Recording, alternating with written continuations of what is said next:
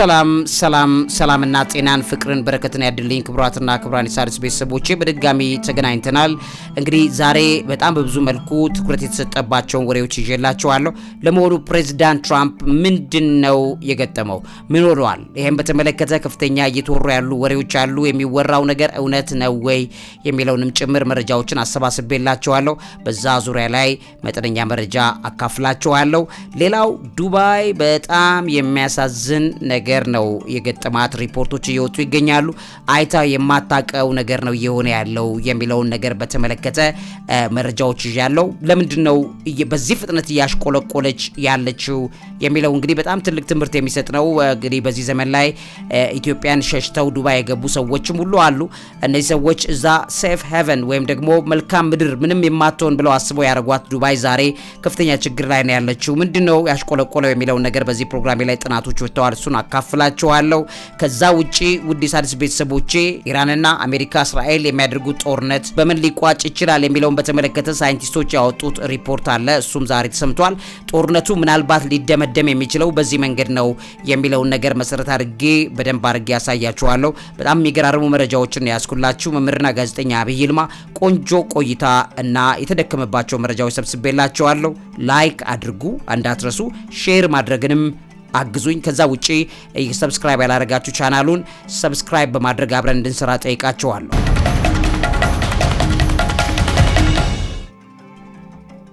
በተለይ ዱባይን በተመለከተ የሚነገሩት ነገሮች ትልቁን ቦታ ይዘዋል። ከቅርብ ጊዜ በተከሰቱት አለመረጋጋቶች ምክንያት ዱባይ የቱሪስት ፍሰቷ በእጅጉ መቀነሱ ሪፖርቶች ወጥተዋል። የሆቴሎች መዘጋት፣ የዳርቻ ፕሮጀክቶች መዘግየት እያጋጠማት ነው የሚል ሪፖርቶች እየወጡ ይገኛሉ። ይሄም የዱባይን ሞት እንዳያፋጥነው ከፍተኛ ስጋት አለ። በጣም ብዙ ሰዎች ለቀው እየወጡ መሆናቸውን የሚያሳዩ መረጃዎችም እየወጡ ነው የሚገኙት። የኢኮኖሚ መቀዛቀዝና ቀጠናዊ ግጭት ተጽዕኖም በእጅጉ በጣም ብዙ ዱባይን በአንድ ጊዜ ነው የመታት። እንግዲህ ከዚህ ጋር በተያያዘ የወጡ ካሉ ሪፖርቶች መካከል ከፍተኛ አለመረጋጋት በመኖሩ ምክንያት የቱሪስቶች ቁጥር እጅግ በጣም ቀንሷል። ሆቴሎች ከ20 በመቶ በታች የሆኑ እንግዶች ብቻ ነው እያስተናገዱ ያሉት በሚል እየተዘገበ ይገኛል። ከቅርብ ጊዜ ወዲህ በተከሰቱ የጥቃት ስጋቶች ምክንያት ዲኤክስቢ ወይም ዱባይ ኢንተርናሽናል የሚባለው የንግድ እንቅስቃሴ አቅሟ በእጅጉ ተዳክሟል የሚሉ ሪፖርቶች እየወጡ ይገኛሉ። በተለይም በብዙ መልኩ የተደረጉ ጥናቶች ይህንን በተመለከተ አንድ የቢቢሲ ዘገባ አለ።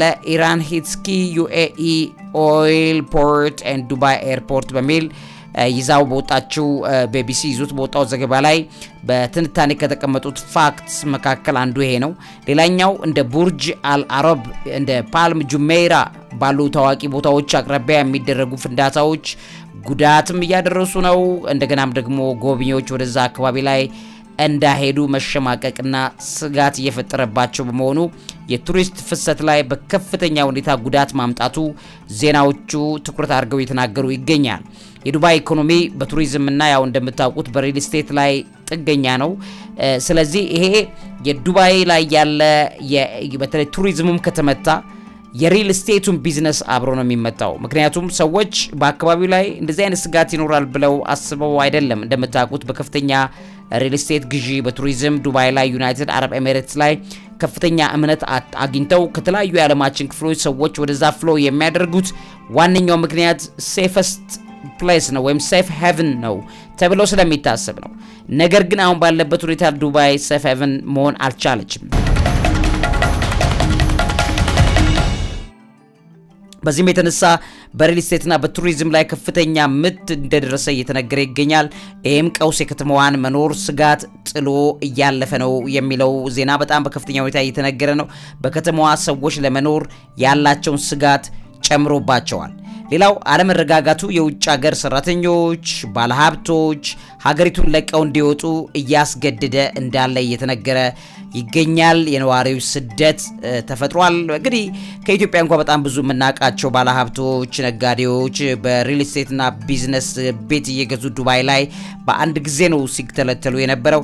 ኢትዮጵያ ውስጥ የነበረው ጦርነት ስጋት ስለፈጠረባቸው ምንም አይነት ጦርነት የሌለበት የተረጋጋበት ምድር እንሂድ ብለው ዱባይ ላይ ሄደው ነው ገንዘባቸውን ሲጨፈጭፉ የነበረው።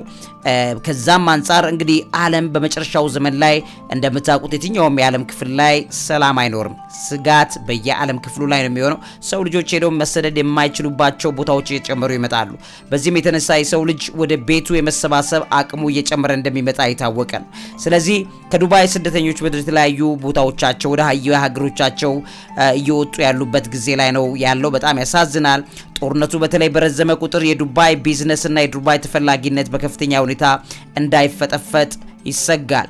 20 በመቶ ቱሪዝም በአንድ ጊዜ እንግዲህ 80 በመቶ እንግዳ አቅም መቀነስ ማለት ቀላል አይደለም። በዚህን ያክል ፍጥነት ዱባይ ትወድቃለች ወይም ዱባይ ታሽቆለቁላለች ብሎ መናገር በጣም የሚገርም ነው የሚሆነው። በእርግጥ ዱባይ አልወደቀችም፣ በቀላሉም አትወድቅም። ነገር ግን ምንድነው ይሄን ያክል በዚህ ፍጥነት የሚያሽቆለቁል ነገሯ ከጨመረ ነገ ከነገ ወዲያ በዱባይ ላይ ከፍተኛ ስጋት ይዞ ይመጣል የሚለው ነገር በበርካታ ተንታኞች ዘንድ እየተነገረ ነው ያለው። እንግዲህ ከዚህ ውጪ እንግዲህ በጣም በርካታ የሆኑ የህንጻና መሰረተ ልማት ፕሮጀክቶች ፋይናንስ በማጣታቸው እየቆሙ ነው የሚገኙት የሚለው ነገር በከፍተኛ ሁኔታ እየተነገረ ነው የሚገኘው። ቀስ ሲል እንግዲህ የቅንጦት ምልክት የነበሩት ቦታዎች አሁን የጎስት ቢልዲንግስ የተባሉ ነው። ባዶ ህንጻዎች ገጽታን እየያዙ ነው የሚለው ነገር በከፍተኛ ሁኔታ አስደንጋጭ ዜና ሆኗል ማለት ነው። በቅርብ ጊዜ በደረጉ ጥቃቶች ምክንያት በዱባይ ደህንነቱ የተጠበቀ ከተማ ስም ተበላሽቷል። ለብዙ ዓመታት ፈጣን እድገት ሲያሳይ የቆየው የዱባይ ኢኮኖሚ ሞዴል አሁን ለከፍተኛ ፈተና መዳረጉ እየተነገረ ነው የሚገኘው። ለዱባይ በጣም አስደንጋጭ ዜና ነው እየተነገረ ያለው የሚለው ነገር ሪፖርቶች ነው የወጡት። ባይ ዘ ወይ ጥናቶችና ሪፖርቶች ወጥተው ነው እየተነገሩ ያሉት። በዚህ ደረጃ ላይ ያለው ነገር ላካፍላችሁ ብዬ ነው። ወደ ቀጣዩ መረጃ አለፍ። ትራምፕ ግን ምን ሆኖ ነው የሚለውን ነገር ቀጥ ያሳያቸዋለሁ። ከዛ አስቀድሜ ግን ሌላ መረጃ ክቡራትና ክቡራን የሣድስ ቤተሰቦቼ ከፍተኛ የፊዚክስ ሊቃውንትና የደህንነት ባለሙያዎች የሆኑ በጣም በርካታ ሰዎች ሰሞኑን በአንድ የተሰባሰቡበት መድረክ ላይ እንደገለጹት ከሆነ ኢራንና አሜሪካ እስራኤል የሚያደርጉት ጦርነት ወደ ኒውክሌር ግጭት የመቀየር ድሉ ከፍተኛ ደረጃ ላይ ደርሷል እየተባለ እየተነገረ ይገኛል። ጦርነቱ ምናልባትም ሊደመደም የሚችለው በምንድነው ለሚለው ነገር ምላሽ የሚሰጥ ትንተና ነው እየተሰጠ ያለው። ይሄም እንግዲህ በቀጠናውና በዓለም አቀፍ ደረጃ አስከፊ መዘዝ ሊያስከትል ይችላል የሚሉ ስጋቶች ቀርበዋል። ከነዚህ መካከል አንደኛው የዩራኒየም ማበልጸግ ፍጥነት ነው። ኢራን ለኒውክሌር ቦምብ የሚያስፈልገውን ዩራኒየም በጥቂት ቀናት ውስጥ ማበልጸግ እንደምትችል የኒውክሌር ደህንነት ባለሙያዎች ገልጸዋል። በዚህም የተነሳ ኢራን ምን እየሰራች እንደሆነ ስለማይታወቅ ጦርነቱ ምናልባት በኒውክሌር ጦር መሳሪያ ሊቋጭ ይችላል። የሚደመደመው በኒውክሌር አስደንጋጭ ምት ነው የሚለው ነገር እየተነገረ ነው ያለው። የኢራን ጦርነት ምናልባትም በኒውክሌር ምት ሊቋጭ ይችላል የሚለው ስጋት እየጨመረ መሆኑ እየታየ ነው። የጦር መሳሪያ ማዘጋጀት ጊዜም አለ። የበለጸገውን ዩራኒየም ወደ ተተኳሽ ኒውክሌር ቦምብ ለመቀየር ኢራን ከ6 ወር እስከ 1 ዓመት ሊፈጅባት እንደሚችል ነው ባለሙያዎች የሚናገሩት። ከዚህ ውጪ እንግዲህ የኒውክሌር ስምምነት ፈርሷል። እንደ አውሮፓውያን ዘመን አቆጣጠር በ2018 አሜሪካ ከኢራን ኒውክሌር ስምምነት መውጣቷ ኢራን ፕሮግራሟን በከፍተኛ ፍጥነት እንድታራምድ አድርጓታል። ይሄን ያስወጣው ሰው ትራምፕ ይባላል። ትራምፕ በፍጥነት ነው ያንን ነገር እርምጃ የወሰደው። በዛም የተነሳ በከፍተኛ ፍጥነት ኢራን የአቶሚክ ጦር መሳሪያ በእጇ ላይ የኒውክሌር ትልቅ መንገድ በፍጥነት እንድትሄድ እንዳደረጋት እየተነገረ ይገኛል።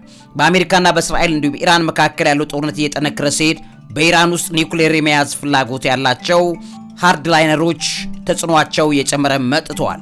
እንግዲህ ኒውክሌር የመያዝ አቅም ማለት ኢራን በሌሎች ሀገራት እንድታጠቃ ወይም በሌሎች ሀገራት ላይ ተጽዕኖ እንዲጨምር የመከላከያ ጋሻዋ ሊሆንም እንደሚችል ይገመታል።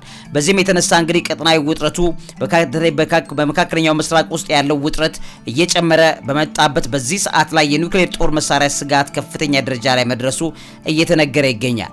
ዓለም አቀፍ አቶሚክ ኢነርጂ ኤጀንሲ የኢራን የኒውክሌር መርሃ ግብር ሙሉ ለሙሉ ለመቆጣጠር አስቸጋሪ እንደሆነበት ስለሚነገር አሁን ምን ደረጃ ላይ እንዳለ የሚታወቅ ነገር የለም።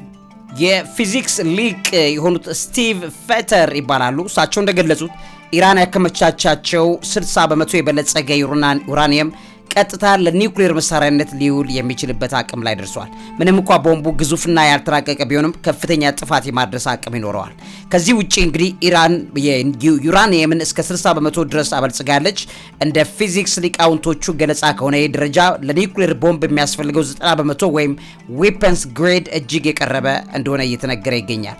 የመገንቢያ ጊዜውን ወይም ደግሞ ብሬክ አውት ታይም የሚባሉ እንደ ባለሙያዎች ግምት ከሆነ ኢራን የፖለቲካ ውሳኔ ካስተላለፈች በ6 ቀናት ውስጥ ለአንድ የኒውክሌር መሳሪያ የሚሆን ኡራኒየም የማዘጋጀት አቅም እንዳላት እየተነገረ ይገኛል።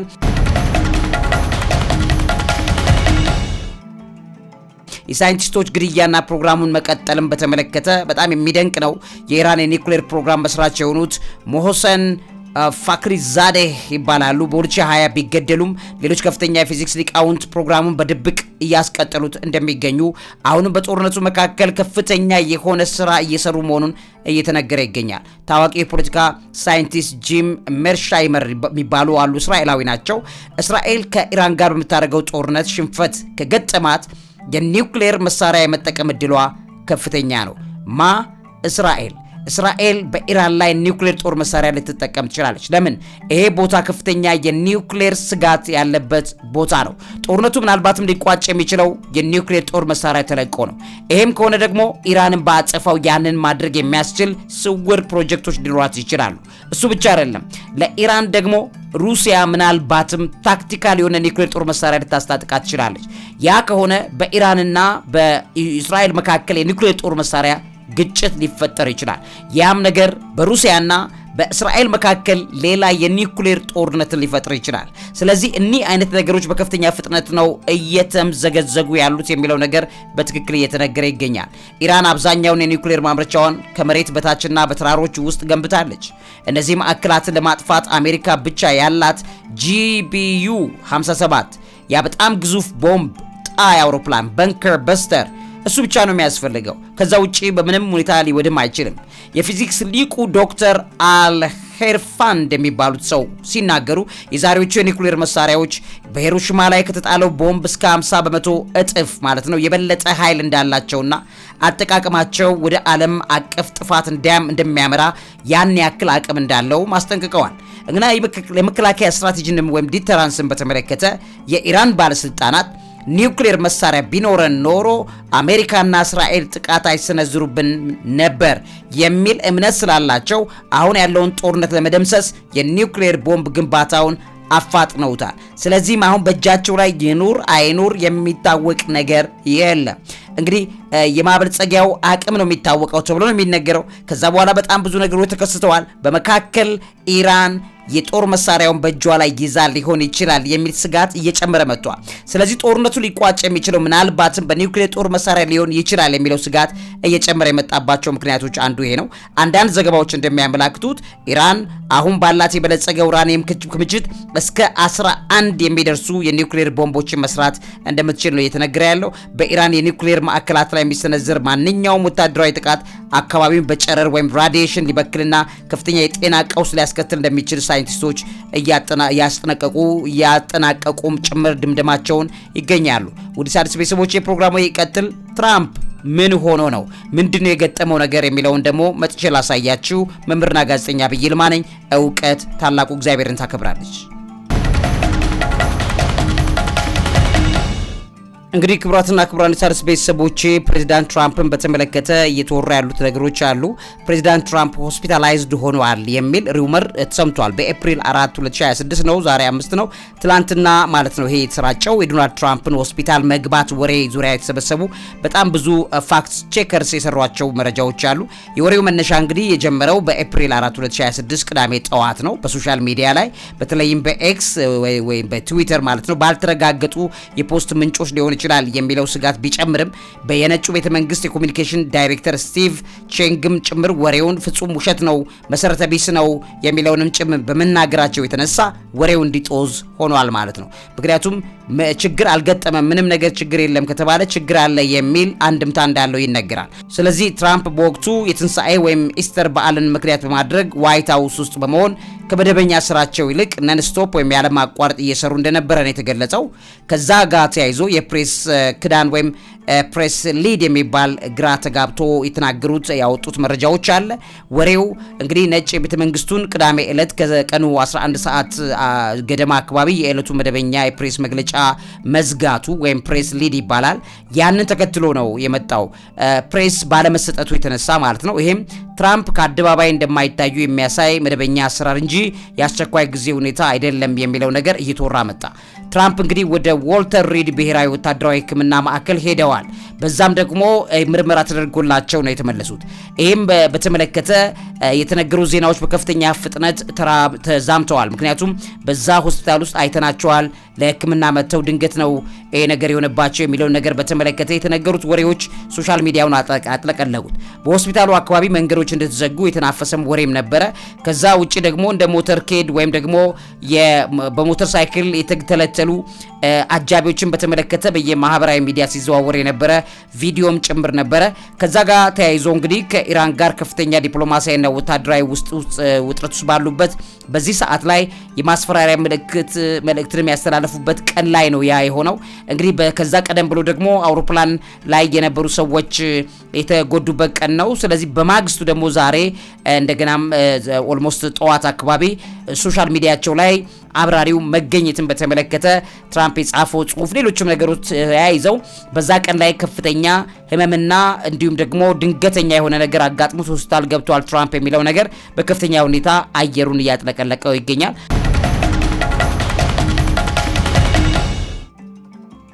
በዌስት ዊንግ የሚባል የባህር ኃይል ጠባቂ መታየቱም ጭምር ፕሬዚዳንቱ ዋይት ሃውስ ውስጥ መኖራቸውን የሚያሳይ መደበኛ ምልክት ነበረ። ስለዚህ ታመዋል የዛ ሰዓት የሚለውን ነገር በትክክል ያረጋግጡ ወይም ቼክ ያደረጉባቸው መንገዶች ናቸው ተብሏል። ትራምፕ በወቅቱ እንግዲህ በዓሉን በማር አላጎ ከማሳለፍ ይልቅ ዋይት ሃውስ ውስጥ መቆየታቸው ለወሬው መፈጠር አስተዋጽኦ አድርጓል በሚል ዜናዎቹ ይናገራሉ። ትራምፕ በዛ ሰዓት ላይ እንግዲህ እነዚህ ስፔኩሌሽንስ የሶሻል ሚዲያውም የሚዲያውም ትንተናዎች በተከላላ ተነግረዋል እና ከዛ ጋር ተያይዞ ግን ዋይት ሃውስ የሰጠው መግለጫም ትልቅ ትኩረት ይዘዋል። ዋይት ሃውስ እንዳለ ዲና ያድርጓል ወይም ደግሞ ዶናልድ ትራምፕ የጤና ሁኔታውን በተመለከተ የተሰራጨው የሆስፒታል መግባት ወሬ ተመልክቶ ዋይት ሃውስ በሰጠው መግለጫ ላይ ሐሰት ነው የሚለውን ነገር ተናግረዋል። ወሬው የተሰማው ዋይት ሃውስ ቅዳሜ ሚያዝያ 4 2026 ፕሬዚዳንቱ በዚያን ቀን ምንም አይነት ይፋዊ መርሃ ግብር እንደሌላቸው የሚገልጽ ፕሬስ ሊድ ወይም ፕሬስ ገዳ ከወጣ በኋላ እንደሆነ እየተነገረ ይገኛል። የዋይት ሃውስ የኮሚኒኬሽን ዳይሬክተር ስቴቨን ቹንግ ወሬው መሰረት ቢስ በሚል አስተባብለውታል። ትራምፕ በዋይት ሃውስ እንዲሁም ደግሞ በኦቫል ኦፊስ ያለማቋረጥ ስራ ላይ ነበረ ትራምፕ በሚል ተናግሯል። ከዛ ውጪ በየማህበራዊ ሚዲያው ትራምፕን ወደ ሆስፒታል ሲወሰድ የሚያሳይ ሆን ተብሎ የተሰራ ቪዲዮ ነው በሚልም አጣጥለውታል። እንግዲህ ከዚህ አንጻር የራሱ የሀገሪቱ መንግስት የኮሚኒኬሽን ጽህፈት ቤቱን በራሱ ይህንን ማጣጣሉ ትራምፕ ሆስፒታል ገብቷል ለሚለው ነገር ትልቅ የሆነ ግብዓት ሆኗል የሚለው ነገር በከፍተኛ ሁኔታ እየተነገረ እንዳለ ለማወቅ ችለናል። ክቡራትና ክቡራን የሣድስ ቤተሰቦች መረጃዎችን ሁሉ ስለተከታተላችሁልኝ እግዚአብሔር ያክብርልኝ ማለት ወዳለው ሼር አድርጉ፣ ላይክ አድርጉልን።